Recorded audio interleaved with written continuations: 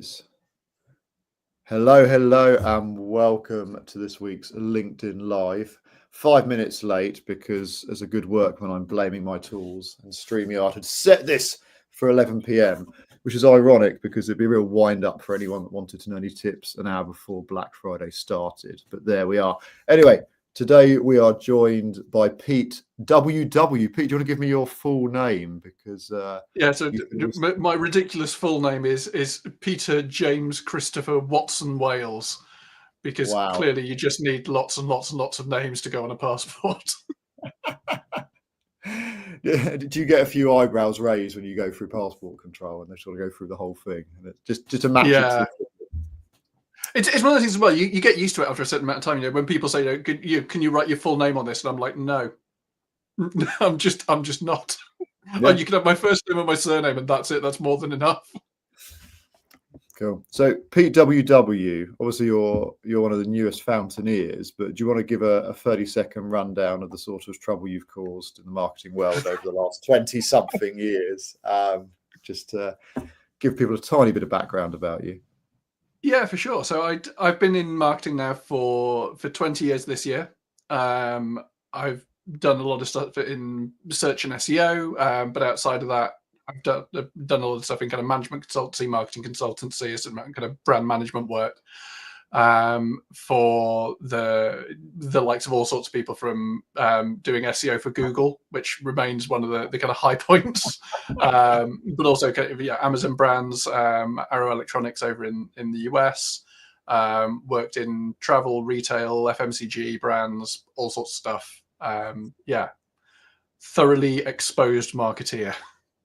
Thoroughly exposed, and someone who has some views about pricing, which is kind of cool. Going a catch up the other day, we ended up having quite an interesting conversation, and it ended up with us going, we should do this on LinkedIn Live because it may be useful.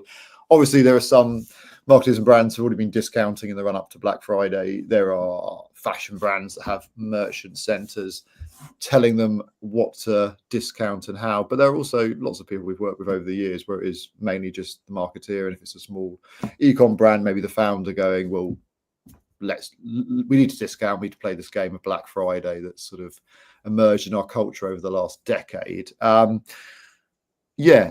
What are your views on this? How can you be profitable, and how can you perhaps avoid the desire just to chase revenue targets, right? Because that's what everyone's trying to do. It's like chase revenue, move stock. But is this just short term?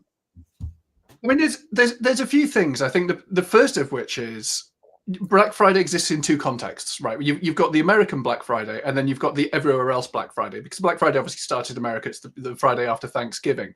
But the upshot of that is that anywhere outside of America, nobody really follows Thanksgiving. Unless you've got lots of American friends, you don't really know when it's happening. So you get lots of searches for, when is Black Friday happening? Because people don't really know when it's going to be. They just know it's somewhere sort of a bit before Christmas, but it moves around, right?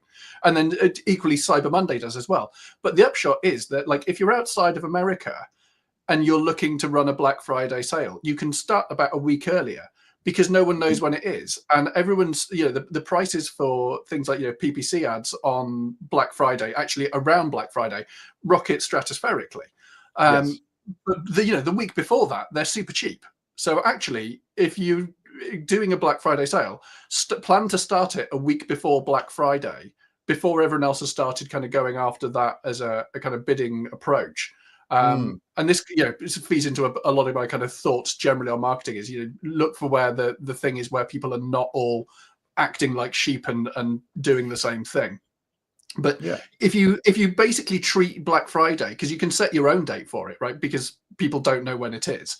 Set it a week before, do all your communications a week before, and you'll stand out, and then you'll be able to kind of get it as an approach way cheaper than you would otherwise, and then run it for basically a week-long sales event rather than running it as a 1 week thing. There's a reason that Prime, right, so Amazon with Prime Day intentionally didn't stick it around Black Friday. They put it as a separate thing, because it basically works out better econometrically for them for their advertising costs. So the first thing would be, if you are going to do discounting for Black Friday, and we'll get on to my thoughts on that in a moment. But if you are going to do Black Friday related stuff, think about how you're going to structure your comms, because there's definitely efficiencies that you can get by talking to people at non-peak periods, and this applies to a broader thought anyway. I remember doing some stuff with Interflora years ago, and obviously they've got massive peaks around things like Valentine's and Mother's Day and all that kind of stuff. And just by stretching the communications back kind of a week further, you start looking at a period where nobody else is really investing the same amount of effort and energy, and so the yield that you can get for your budget becomes that much greater if you can get your CFO to sign off on it. Now, the other side of this is when we look at the discounting side of things, the difficulty that I always have is people don't separate out enough, I feel, the difference between the uplift that you get in sales around the Black Friday time just because you're communicating heavily and you're increasing the kind of level of mental availability that people have around your brand versus the amount that they're being prompted into activation because you've chosen to discount. And the challenge becomes, right, by the time you take out people always kind of look at profitability of product against variable costs, right? Let's say that a unit cost of a widget is $30 and then I sell it for $100, right? People go, okay, well, I'm making $70 profit. And if I discount by, say $10, then I'm still making $60 profit. But the problem is that misses out all the fixed costs that the business has to suck up as well, and those are probably pretty significant as well. So by the time you kind of net it out, if you're reducing costs by say $10 on a $100 product, you're savaging the margin that you're actually making out the other end. So we see this time and time again where people sit there and go, well, I thought I ran a Black Friday sale profitably, or any other kind of peak period. They think they're running sales profitably, but actually by the time you net out all the costs out the other end, it destroys their margin. So you end up sitting there going, well, the first thing that you have to do is talk to your CFO and understand what the cost structures are that exist in your business. And actually, when you take off, say, 10% of a margin, 10% of a revenue, right? What is that doing in terms of the margin out the other end? Because it's probably the vast majority of the margin is now gone, if there's anything left at all. It's enormous. So if you can sit and go, well, let's say that it's halved our net profitability by 50%. That means you need your sale to double the amount of turnover that you're doing, right? You need to sell twice the volume that you're doing to make it just so that you made the same amount of money that you would if you didn't discount at all. And are you really going to see the sales uplift that you need to make it so that your CFO is happy when they're looking at, did we actually make some more money out at the end of this? Because if you sit there and say, oh, it's great, we had all this revenue that we generated, I guarantee you any CFO who's worth their salt, or just any chartered accountant who's worth their salt, is going to sit there and go, okay, yeah, but how much money did we actually make? What was that in terms of profit? And if you don't have good numbers on that, they're not going to be impressed. Well, it's the same with entrepreneurs saying, oh, we've done this much in revenue. It's like, okay, how much profit is it? Great, but who cares? It's a vanity metric. It really is. And it all roots back to a thing that happened years and years and years ago. So it basically goes back to this, to the creation of EBITDA, which came out of the radio industry and the telecommunications or television industry, media industry, where there was a whole bunch of businesses that got kind of bought up. And the challenge was using debt financing to fund a business means that it looked like it's generating a loss. And so the guy who was doing all this needed a way to be able to report to Wall Street that, the value in what I'm doing is the long-term value of the subscriptions that we're hoovering up by buying all of these companies. So yes, the debt position looks terrible, but at some point we can refinance that. And then all of a sudden that will look fine. And in the meantime, the losses that we make become tax write-offs. And then we just create efficiency at some point arbitrarily that we choose in the future. And then immediately that loss turns into, massive profitability. But most businesses are not structured in that way, right? Most businesses can't do that. So you end up having to do something more like, what Uber's been having to do over the last 10 years, where they've been navigating this transition from a heavily discounted model of their service, where every ride that's taken is basically funded by VC money in part, to having to ratchet up the prices to the point where basically every other taxi service already was. So their kind of pricing power's gone. And you just are left with a business that's operating at scale. And hopefully you don't lose enough volume that the business falls apart whilst you make it profitable. And just hoping that people rely on brand and habit that, well, I always use Uber, so I feel safe. And the idea of I can see when the cab's coming and get a fixed price and all that stuff is enough to keep it going. But back to pricing. So what would you say to people? Because marketeers are, they're in a tricky position. Pricing is one of the 4 Ps. We want to be involved, but you've got a CFO, you've got a founder potentially to manage if you don't have some merchant centre telling you what's what. But at this late sort of juncture, what would you say to people of just questioning? They've got their revenue targets presumably tomorrow. I mean, we're talking about profitable targets as well, right? Okay, we want to sell this much revenue, but actually only if we can maintain this sort of margin. What would you suggest?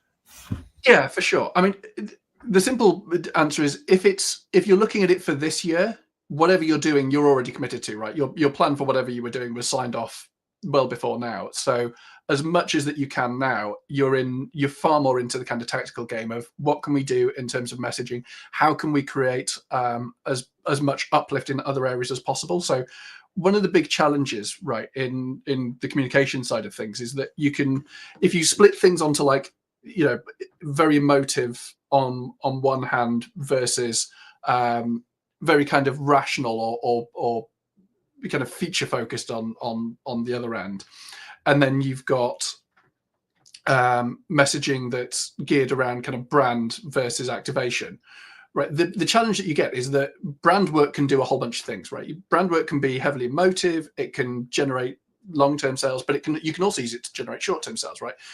John Lewis, possibly for the UK, the kind of example of that over the last kind of 14 years with Christmas campaigns, incredibly kind of emotive work where it worked really well for them. It's also geared around saying something that's true about what John Lewis is as a department store. Where it fell apart a bit more for them was where that link was slightly more tenuous, and it was kind of purely emotive storytelling for the sake of emotive storytelling. But you've got this thing, right, where with brand work, you can hit both things, right? You can hit emotive and you can hit, we want to sell product at the same time. Whereas with the kind of more rational sort of sales activation stuff, you run into a problem, which is that doesn't tend to build brand association because it's purely geared around you're in market right now, please buy from us as opposed to the other guy. Which is fine, right? It's messaging that still has its place, but it's not doing brand work as well, or not in anything like the same level of kind of transferability that brand work has into the ability to kind of work for activation things. So in the short term, I'd look at what's your mix going to be in your communications work between the creative that you've got that's geared purely around the kind of promotional side of things and generating kind of uplift and revenue and sales now, and then equally what have you got that's in the bank for the kind of more emotive and brand-led side of things and building memory structures in people's minds as to this is what I associate this brand with, and how can you kind of use Black Friday a little bit to lean into the Christmas period, because you've got like that whole golden quarter in retail, right, between kind of September, October through to December, and how you're structuring your communications through that to kind of embed a position that sticks in people's minds, and then you can kind of carry that into the future. Should have been planned out way before, right? If you're planning your marketing strategy around your financial calendar, you're probably making these decisions back in kind of April, May, June-ish. But the joy of the calendar is when it's coming, right? You can make all these choices about what you're going to do months before. So for what you can do now, I'd say look at the mix of communications work around what your messaging is and how you're kind of going to use some of the activation work that you're doing now to generate, hopefully, if you're not discounting too much, you can use it to generate an influx of finance that you can then use to put into further communications work to kind of support the rest of the year. So there's a certain amount of kind of budget work that you can do there, and your CFO will be happy to see you kind of thinking about that kind of work.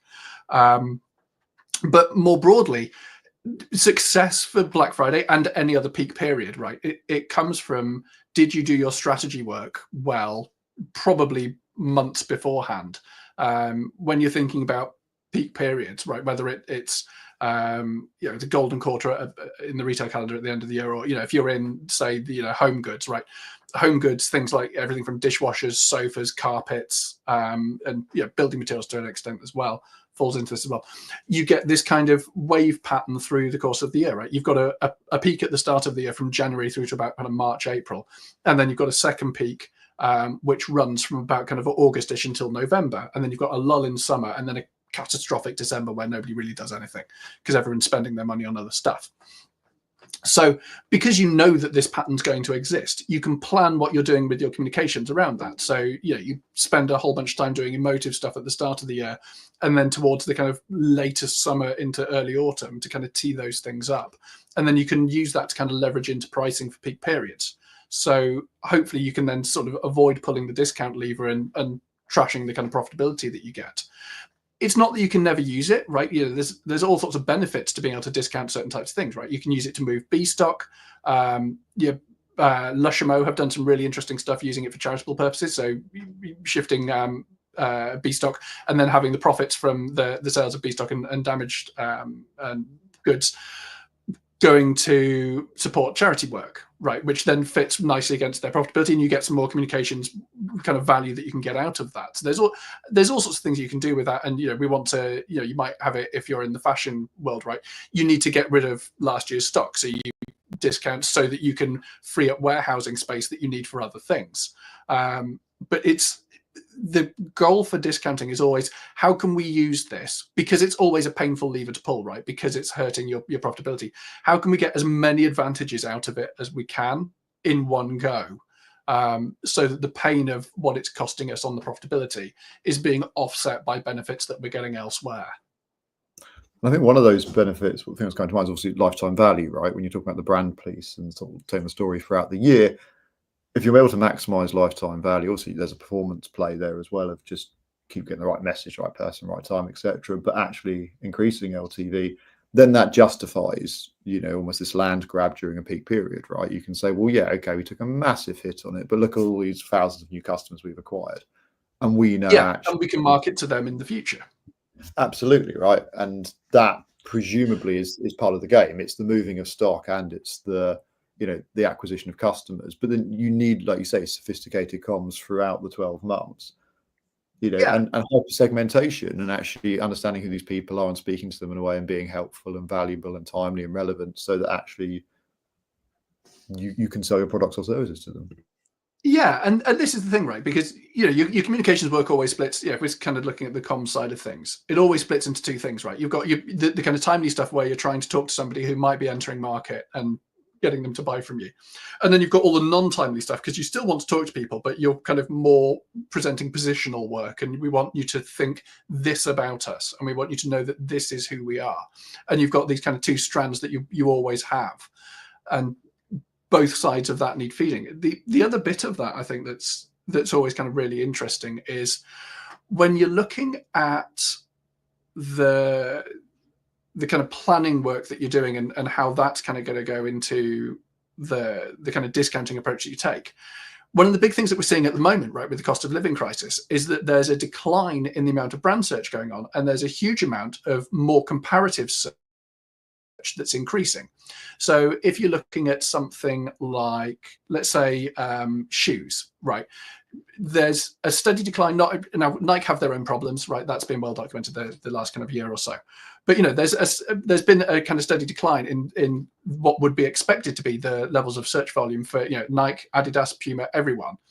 And there's more search volume going in for things like tennis shoes, running shoes, trainers, because people are less interested in, I'm going to buy the brand that I've heard of, and more interested in, I want to buy the category of thing that they sell. I want to know who has the best offer for me at the moment.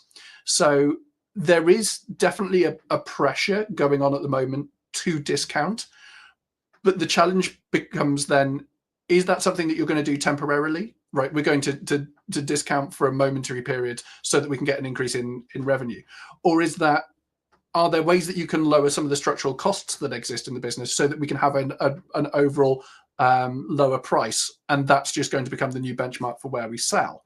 So you had that famously the DFS sale will end on Monday, and it's always that it's going to end on Monday. And I've seen retailers for years and years and years engaging in all sorts of kind of interesting things to get it to be that the price that they're charging ends up being discounted, but it's the price that they were always trying to end up at anyway. It's just that they have inflated periods, and if somebody buys at that point, then that's great. And that gets into a whole discussion about price framing, right? How do you frame discounts? How do you frame the price that you're going to sit at? You could take Nespresso as the kind of classic example of that, where in absolutely no world does the Nespresso machine make sense, right? And they tried to sell it for about 20 years and it never worked, because the goal was we're trying to sell basically premium coffee at home. And it only really worked when coffee culture became a thing, right? Because all of a sudden you can change the position from being, rather than being it's espresso without the effort, it becomes it's Starbucks without the cost. Because if Starbucks is like £3 a cup and your Nespresso is some pennies per cup, all of a sudden that feels really cheap, as opposed to if you're going, well, this pack of something gives me 20 coffees and it costs several pounds, versus I buy a jar of instant coffee and I've got 100 coffees for the same price. It all of a sudden it moves from being it's a catastrophically expensive product to being actually no, this is budget Starbucks. And the ability to kind of frame how your price is going to exist. And why you're going to charge the price that you get, feeds into all this as well. Because you take something like, or we were discussing this before we kind of jumped onto it, but Burberry, right? One of the challenges that they've seen, and this feeds directly into the discounting thing, is that they've been trying to move into a more premium position with their pricing, but their distribution model is still very much geared around selling in retail outlets, often discounting ones. And you can't hold both a premium position and also be selling through retail channels where there's 30% off, because those two things just don't sit well against each other. And at some point, you've got to choose which one of these do we believe in more. Do we believe in our pricing being premium, and then we're going to row back on the distribution into more premium channels, or do we believe in massive distribution and getting the scale that affords us, but then we're going to have to row back on our pricing? You can't. At some point, these things come into conflict, and you've got to pick one you're going to go with. That kind of feeds into this as well when we're looking at kind of discounting for Black Friday. How is this kind of sitting against your position more broadly? Because the moment that you discount, you're saying to people, we are a retailer that will discount. And if you wait long enough, you can find a period where we will sell you what we do for less than the ticket price, which gets into a whole separate thing. I mean, we could then get into why you need to avoid telling retail partners anything about pricing and retail price maintenance, and all the kind of how to not end up in jail for telling them that what they can do with product that they've bought from you. But that gets into a whole separate thing. Because like we were saying before about Louis Vuitton and just refusing to discount during the financial crisis, it's just holding firm. And you look at how successful that group is, profitability wise, certainly. Yeah, for sure. And they are the masters of understanding how pricing and positioning and retail strategy and distribution strategy all sit together, right? That idea that we're going to have one price that we charge, and we are going to hold firm to that, and we're not going to discount, because it doesn't work. And also the management of that portfolio of brands, because LVMH, they own so many brands, right? You've got Moet and Chandon, you've got down to Fendi and everything else that they've got, kind of outside of the kind of obvious LV, M and H brands. The understanding how they're managing that portfolio and where each brand kind of sits as part of that, and it's a testament to the work that the brand managers over there do in holding the positions that each one is going to do, so that they don't tread on each other's feet, right? They all have their own kind of defined thing, and equally the ways that they've managed to kind of create certain synergies between them. There's the famous thing of the evolution of luxury logos over the last kind of 20 years, where everything moves to being from being these incredibly unique logos to being incredibly kind of standardized sans serif kind of slab like things that are kind of very geometric and similar to each other. And on the one hand, that's true, right? There's been a commodification of brand identity in that, and equally a brand position. But half the logos on that thing are LVMH brands. And so parts of the consolidation of that is that they then feel more like each other. So you can get a slightly more homogenized approach to what it is that they're going to stand for, that feels more cohesive across it, even though they're separate brands and being managed separately, right? You can start to lean into some levels of attribution that sit in the same camp across all that portfolio of brand that you've got. This is all fascinating. I'm mindful of time, but I think the overall message is just being careful with discounting. I think that's it. I think it's a lever people pull perhaps too quickly. It's a short-term piece. There's, emotive pressures, short-term pressures of wanting to move stock, working by analogy rather than first principles, seeing your competitors discounting more heavily, problems with communicating to resellers, etc. So it's a tricky one. It always feels like, from what you're saying, short-term versus long-term thinking. It always has the advantage of, right, it will make that revenue graph go up and to the right. It's an easy lever to pull to generate more sales. And if you're in the game of, for whatever reason, at whatever period of time, we just want to increase the turnover of our stock, right, it will absolutely solve that problem. It's just a question as to, is that the problem that you've actually got? When you're into board reporting season and you're talking to your CFO about, okay, well, what did that do to our margins? What's that done to our profit? Does that work out to be a conversation that you want to have, or do you end up sitting there sort of umming and ahhing and making slightly awkward noises about, but everything we did the thing that we were told to do? It's like, well, maybe. Did you deliver the value that the business wanted? That's always the question. And it's, good pricing comes out of good strategy, and good discounting comes out of good strategy as well. Yeah, I think there's some good words to take away, really. I think it's very much the same thing in business, that if you're not thinking clearly, you have a strategy, if you're being reactive rather than proactive, you're in a hurry, a rush, mistakes going to be made. You're going to heavily discount your hero products, and then that devalues them for people who've spent a lot on them, and erodes the brand moving forward. There's like you say, the numbers everywhere. Right, there's so many things. Pete, this has been fascinating. Thank you. Pleasure. Really, really interesting. Hope people found it useful. We will splice it up into smaller bits to share among friends in our network. But I've enjoyed it, and I appreciate your time, sir. And one day I'll learn all of your full name. Maybe for next. Who knows? Anyway, thanks for your time, mate, and I hope people found this useful. Pleasure.